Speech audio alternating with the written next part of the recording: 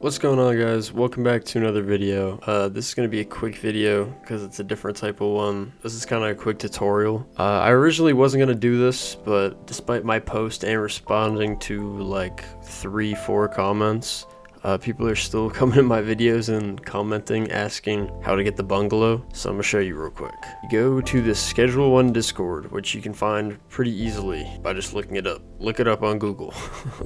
You're going to want to come over to general forum on the left here. Go to how to get bungalow in demo/beta. I didn't listen to this, but you're supposed to make backup files before you edit it. You're going to need to download this link right here. This is the bungalow. Download and unpack the zip. Copy the bungalow folder into your save file. The issue, I think, is the save file. No one pays attention to this because they say to use Windows and R. Window R, % local app data, %. Back out to app data. You'll be put here. You go to local low, TVGs, and you're at the scheduleone free sample. Then you go to saves, save game 1, properties, and you put the bungalow folder in here, and then you launch the game. It's that simple. It works. I know this was hella short, but if you found this helpful, leave a like, subscribe. I post way different types of videos than this, so don't subscribe if you're looking for a lot of tutorials, but feel free to check my content out. Peace.